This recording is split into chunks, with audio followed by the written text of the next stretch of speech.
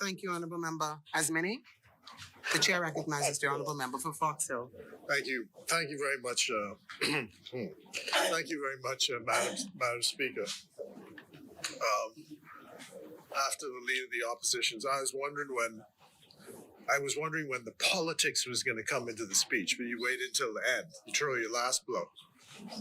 But I was looking for the member for St. Barnabas when you were talking. Where is he? He's not here this morning. Anyway, I'm going to leave that since I'm supposed to behave this morning and be very statesmanlike.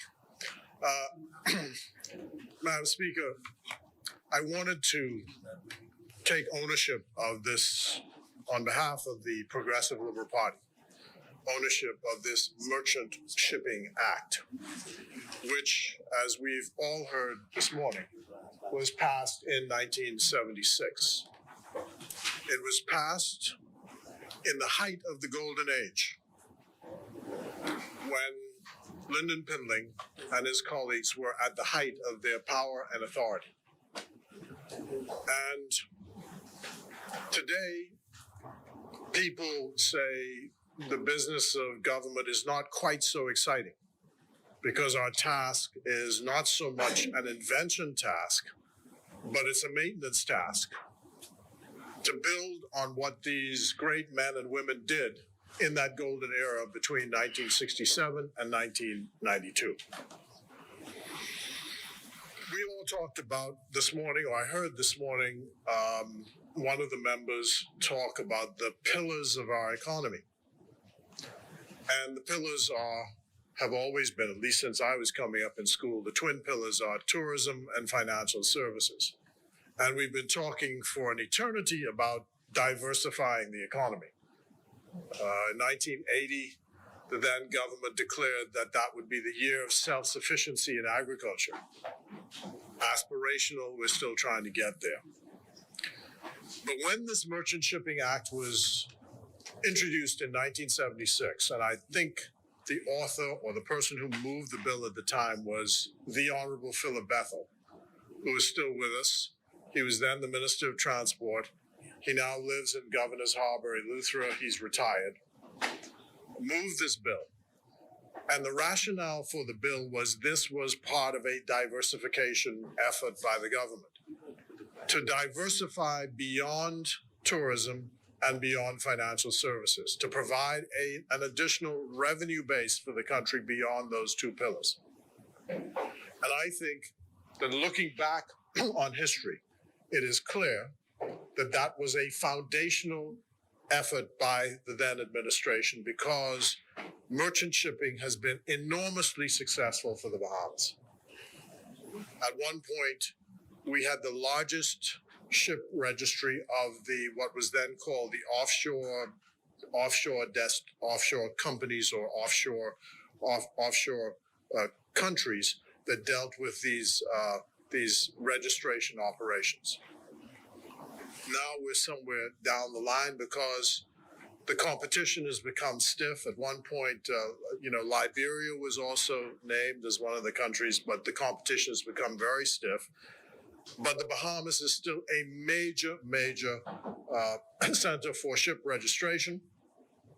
And more importantly than the tonnage which we have, it's the quality of the registry that we have. So we have a good reputation for being a well-regulated ship registry. And so we want to congratulate and remember those who were the authors of this process and those who helped today to maintain it. So we owe thank you to those people. And I'd like to also say that people don't seem to understand how sometimes in the boring business of government, like people have said here today, honorable members have said here today, this is a technical bill. But without going through this technical bill, the job opportunities which will come out of this will not happen. I happened with the Member of Parliament for Angleton some time ago, I guess when I was in my second incarnation in this job, to have been invited to SUNY in New York, which is the State University of New York at New York City. And we were invited to a graduation ceremony for those young men and women who were going into the Merchant Marine. There must have been about 20 or 30 of them. And every year there are more Bahamians going through training in institutions across the world and around the world in this Merchant Marine area.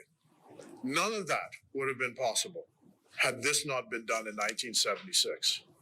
So I want to add this to the list of foundational efforts by the Progressive Liberal Party. And to say that we have always and will continue to be engaged in the business of nation building, of trying to uplift our people, to try to give them more opportunities. And if there's anything we want to say about this whole sector is that it should be even more Bahamianized in the sense that those ships that are registered here, more and more Bahamians should be working on those ships. I think discussions have been held, if I'm not mistaken, by all governments with the people who are in the cruise industry, because many of the people in the cruise industry have registered their ships on the Bahamian registry to get Bahamians to work on the ships. I think we ought to mention Lowell Mortimer and Campbell Shipping, which is an example of a Bahamian who has seized the business of merchant shipping, has a shipping fleet around the world. And we've been, many of us, to accompany the launch of these Bahamian ships in India, built in China, built in India, built in Europe. And there's the Lowell J. Mortimer Academy, where people, Bahamians, are being trained for the business of being in the merchant marine. So there are lots of commercial opportunities which are available in the merchant marine, made possible, and possible because of the passage of this act.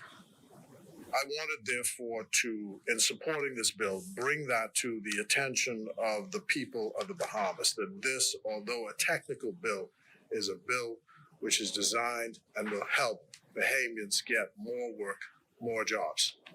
And as we go forward, there's also going to be the opportunity, Madam Speaker, to create more jobs in the aviation sector, because borrowing from what happened here in the shipping sector, we're also going to be developing an airplane registry so that there are more business opportunities available there. We know that we've also negotiated the management of our airspace. And I'm told by those who are engaged in that business that there are something like 5,000 possible high-paid job opportunities when we fully manage our airspace. It's going to take training, investment in training. It's going to be telling people, exposing people to the opportunities which are available in the sector. But all of these will be part of the development of our country going forward and that diversification of our country's economy. The Honorable Minister, in her intervention, indicated that we are once again seeking to become members of the Executive Council of the International Maritime Organization. In fact, the vote takes place tomorrow. And I looked at the count because each year it becomes more intense to get on the council. We've been there since 1999. And when we were last in the UK, the minister and her colleague, who is the Member of Parliament for Seabreeze, Ambassador CARICOM, we were all engaged in trying to beat the bushes to get the vote out. I'm going to use this as a backdoor way to say that the people who work for us overseas, and there are only now 2 professional diplomats in London who work on our behalf. One is the High Commissioner himself, and the other is a young man named Marsha Mackey, who is, in my view, undervalued in the contribution which he makes. But I looked at the list of things which they had to do. Yesterday, one of them had to attend 5 receptions in an afternoon trying to get votes for the Bahamas tomorrow. Now, you know, for those of you looking on, this may look like a great deal of fun, but I can tell you this is really hard work being done by these people. And if we win, we have to say a great deal of thanks to High Commissioner Greenslade, to Bernice Pinder, and to Marsha Mackey for the work they've done. And to Captain Dwayne Hutchison, who is the first Bahamian, he's not the first Bahamian, but he is a Bahamian who actually hails from Fox Hill. His dad was one of the founding members of the Fox Hill branch of the PLP. But Dwayne Hutchison is now running the Bahamas Maritime Authority, which, as we were told, was established in 1995 to take on the actual business of maintaining the registry and doing all the work. And Peter Galandris has been there as well, who is a great supporter and promoter of this cause around the world. So the ultimate point I wanted to make, though, given the work of High Commissioner Greenslade and Mr. Mackey, is an example of what the Foreign Service does. And we've said that we are going to be bumping up the number of people who are in the Foreign Service, and I'm using this, therefore, as an opportunity to say why this is necessary across the world. This country does not live in isolation. It lives in a big sea, including the one that we sit in. And you've got to be talking to the world. And the bodies have to be there to be talking to it. It's fine to say you can do all of it virtually and all the rest of it, but sometimes you have to actually go on the doorstep and beat on the doorstep and make your case. And this is particularly so in the United States of America, which operates on a lobbying system. And it's not only dealing with the White House or dealing with the State Department. The governments in the United States have many tentacles, even in the executive arm. You know, the Justice Department may have a different policy than the State Department on various things. So you have to be knocking on all of those doors. And around the world, the competition for resources, for investment, the rule-making bodies of these various countries. For example, we see now that the tourism sector here was very concerned about the rules on COVID.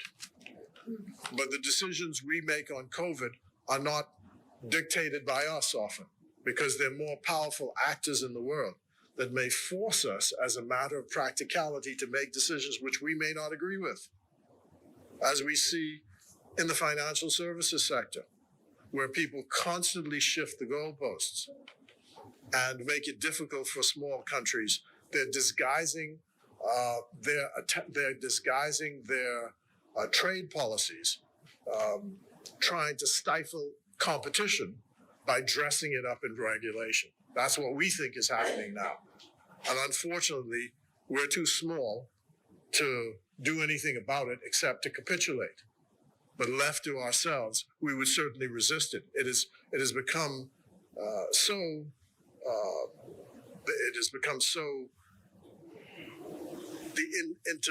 intervening in our country has become so difficult that you can hardly open a bank account in your own country anymore because of these rules, which are designed to supposedly to protect against corruption.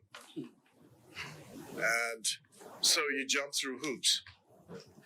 And the other day, as I was seeking to open the bank account to facilitate my allowances from this place, it took 7 days, 8 days, 9 days. I wondered, what's happening?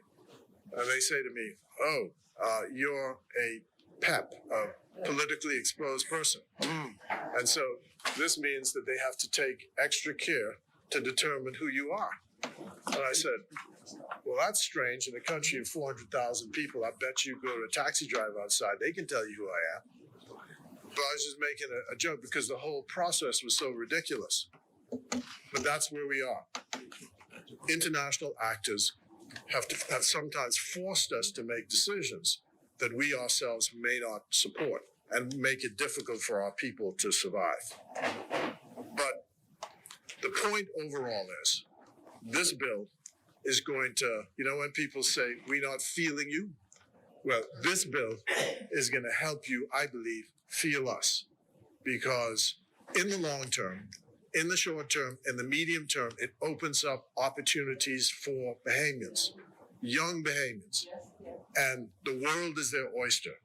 And from the foreign affairs point of view, I've said this, Madam Speaker, my philosophy is when a Bahamian takes out that passport and stands at a border, holds up that passport, I want them to say, horseman, pass by. You have a smooth passage wherever you go in the world, for business, education, tourism. But that passport means something. And so we have to continue to work, interface with the world to make sure that we are successful. So thank you to our diplomats again. Thank you to the founding fathers of our country, who in 1976 had the foresight to pass this legislation. And they did so, against the background of I think there was a bit of a debacle in 1969, shortly after the PLP came to office, where they passed an act which caused the captive insurance industry in the country to flee. And so I think all of that informed their opinions, because this was a way to recover on the intangible side of trade, on the services side of trade in 1976. So it was a good move. I thank them all. I remember all those people today. Philip Bethel is still with us, and I hope he's able to hear. And if he doesn't, I'm sure somebody will tell him that I called his name. He's the Honorable Philip Bethel. And many people ask why that is. That's because having served for 10 years in the cabinet, he and a number of others were made honorable for life by then Prime Minister Pindling's cabinet. And amongst those still around are the Honorable A. Loftus Roca, who I think he and Philip Bethel are the last survivors of that cabinet. No, the Honorable George Smith, who's also honorable for life. So thank them all, and God's blessings on Commonwealth of the Bahamas. Congratulations to the Minister.